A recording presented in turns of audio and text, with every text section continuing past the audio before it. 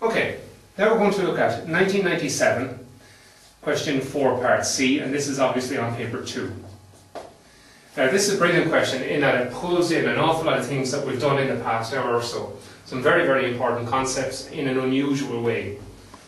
Now part 1, we're asked to prove that sine of 2a is equal to 2 sine a cos a. Now, we've done that in the last couple of minutes, so I'm not going to do it again, so just refer back to the proof a couple of minutes ago. Now, part 2 is what we're going to look at.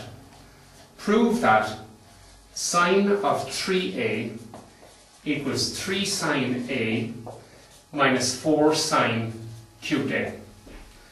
Now, when you look at that, I want you to notice that the answer depends completely on sine, that there is no mention of cos in the answer at all. So if we see a cosine, we have to try in some way to get rid of it as we go along. So let's begin. Now sine of 3a, I'm going to use a similar approach to what we used in the sine 2a formula. I'm going to call that sine of a plus 2a. Now we know from our formula for sine a plus b that sine of a plus b is equal to sine a cos b plus cos a sine of b. Now if I use that formula and put in 2a instead of b, I'm going to get that sine of 3a equals sine of a cos of 2a plus cos of a sine of 2a. Now in the next line, obviously, what I need to do is put something in for cos 2a and put something in for sine 2a. Now we know from before that for sine 2a we have no option. It is always just 2 sine a cos a. Whereas for cos 2a we have a problem. We need to figure out which is the best one for us to use. Now obviously the answer only has sines in it, so we're going to use the version of this that only has sines in it.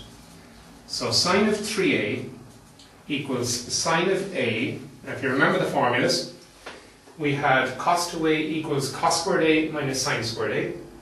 We had cos 2a equals 1 minus 2 sine squared a. And we had cos 2a equals 2 cos squared a minus 1. Now the one that depends only on sine is 1 minus 2 sine squared a plus cos a. Now for sine 2a we have no option. We know, the only formula we know is 2 sine a cos a. Now if we multiply out the brackets, we get sine of 3a equals, sine a by 1 is sine a.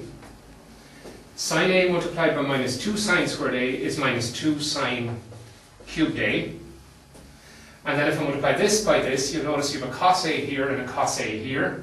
So that gives me cos squared a, so I've got 2 sine a cos squared a. Now if I look at the answer again, I notice that the only thing that's wrong with what I have is that there's no mention of cos in the answer, and I still have a cos. But the thing is, we know, we've used it several times, that cos squared a is the same as 1 minus sine squared a.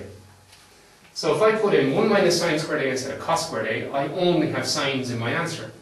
So I end up with sine of 3a equals sine of a minus 2 sine cubed a plus 2 sine a into 1 minus sine squared a. So I'm putting in 1 minus sine squared a there instead of cos squared a.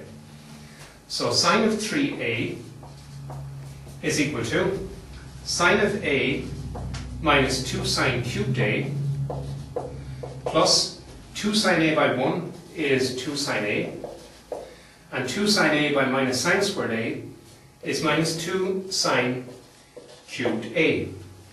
And if I put them together, I have sine a and I have sine 2a, 2 sine a, sorry. So sine of 3a equals sine of a plus 2 sine a is 3 sine a. And then minus 2 sine cubed a minus 2 sine cubed a is minus 4 sine cubed a. So we're left with sine of 3a equals 3 sine a minus 4 sine cubed a. Okay, and that's exactly what they asked us for. Now, that part of the question was actually quite straightforward. There's another piece now that we're going to have to think really, really carefully in the way we approach it. So we look at that over here. Okay. What we need to do now is prove that sine of, so we're told using this result or otherwise, so using this is obviously easier. Show that sine of 3 times a minus pi over 2 is equal to, I'll just write it down here, 4 cos cubed a minus 3 cos a.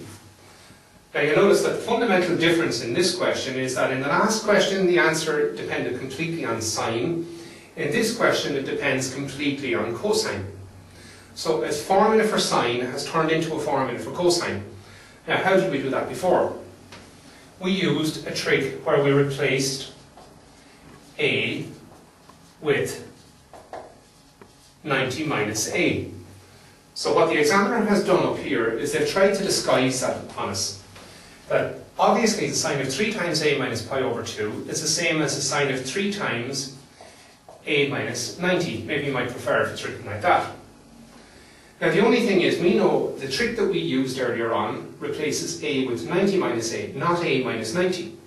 So how would I turn a minus 90 into 90 minus a? The answer is quite obvious. If I took out a minus sign. So that's the same as the sine of, take out a minus sign, instead of plus 3, it will now be minus 3 into 90 minus a. Okay? Now, if you look here, we now have a negative angle. And we know that negative angles affect sine and tan, but they have no effect on cos. But most importantly, they do affect sine. So that's going to be minus the sine of 3 times 90 minus a.